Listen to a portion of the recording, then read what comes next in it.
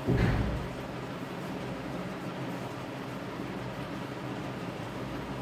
दोस्तों, संकल्प math classes में आपका स्वागत है।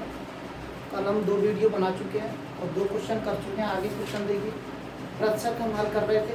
प्रतिशत का पहले टाइप के ही जितने प्रकार के प्रश्न है वो मैं आपको बता रहा हूँ। यदि a b से 40% कम है तो b a से कितने प्रतिशत अधिक है। यदि a b से 40% कम है, ठीक है। इसमें 2 व्यक्ति दे रखे हैं, एक ए दे रखा है और दूसरा बी दे रखा है। अब इसमें कह रहा है कि ए बी से 40% कम है। कौन कम है? ए।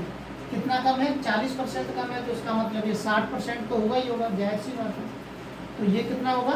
100% होगा, ठीक है। अब ये कह रहा है कि बी ए से कितने परसेंट अधिक है। बी ये 40% कम है, ए किससे?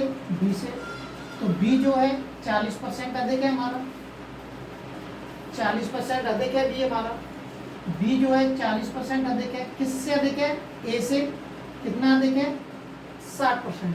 अब इसको प्रतिशत में कन्वर्ट करने के लिए हम 100 का गुणा कर देंगे, ठीक है।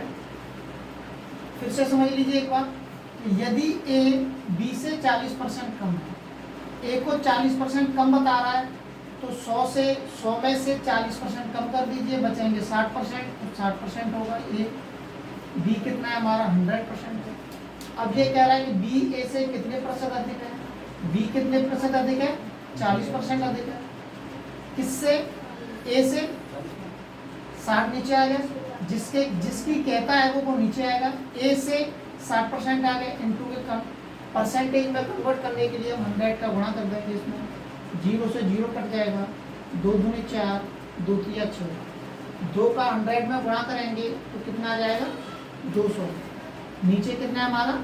3 का जब मैं इसमें भाग दूंगा, ये आ गया, ये आंसर हो गया। या फिर मैं इसको ऐसे भी लिख सकता हूँ 66.66%। जब मैं 3 का इसमें भाग दूंगा, 3 का 18, 3 का 18, तो 66.66% आ जाएगा।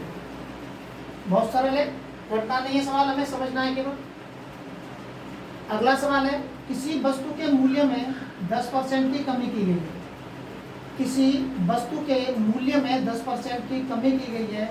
इसे पुराने मूल्य पर लाने के लिए नए मूल्य में कितने प्रतिशत की वृद्धि करनी होगी। 2 मूल्य दे रखे हैं इसके अंदर, एक पुराना मूल्य है,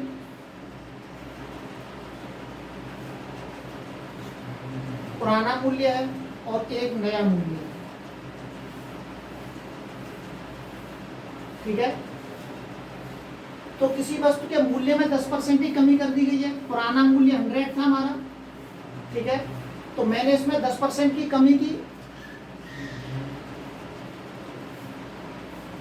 10% की जब मैं कमी कर दूंगा इसमें, तो कितना होगा? 90 हो जाएगा, ठीक है। अब ये कह रहा है कि पुराने मूल्य पे वापस लाना है मुझे। नया मूल्य 90 हमारा, मुझे वापस इसको 100 पे लेके आना है। तो 90 से मैं इसको वापस जब 100 पे लेके आऊंगा, तो 90 में और 100 में कितने का अंतर है? 10 का अंतर है। तो 90 में मैं 10 जोड़ूंगा जब तो 100 आएगा। 90 में मैं 10 जोड़ दूंगा तो कितना आ जाएगा? 100 आ जाएगा। तो नए मूल्य से पुराने मूल्य पर लाने के लिए मुझे कितनी वृद्धि करनी होगी? 10 की वृद्धि करनी होगी। किसमें वृद्धि करनी होगी? 90 में वृद्धि करनी होगी, इंटू के 100, ठीक है भाई। 90 नीचे आएगा, वृद्धि मुझे इसी में करनी है, इसमें ही वृद्धि करनी है। कितने परसेंट की वृद्धि करनी है? 10 की वृद्धि करनी है मुझे इसमें। 90 में वृद्धि करनी है, परसेंटेज में कन्वर्ट करने के लिए मैं 100 का गुणा कर दूंगा। 0 से 0 कट गया, ये आ जाएगा 100/9%। या मैं इसको लिख सकता हूँ 11 सही 1/9%। मुझे इसमें 11 सही 1/9% की वृद्धि करनी है। सब एक ही तरीके से होंगे। इससे आगे वाले भी जो भी टाइप आएंगे वो भी इसी तरीके से होंगे। उसमें कोई किसी प्रकार के सूत्र का इस्तेमाल नहीं करेंगे। जैसे इनको कर रहे हैं वैसे ही उनको करेंगे। जो आप रोजाना करते चले आ रहे हैं, जिस चीज़ का आप रोजाना प्रयोग करते हैं, उन्हीं तरीके से हम सवालों को करेंगे।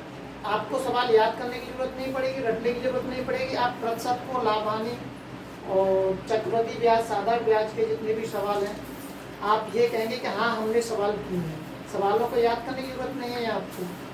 ऑटोमेटिकली सवाल आपके समझ में आएंगे। या तो स्क्रीनशॉट ले लीजिए इसका या इसको उतार लीजिए।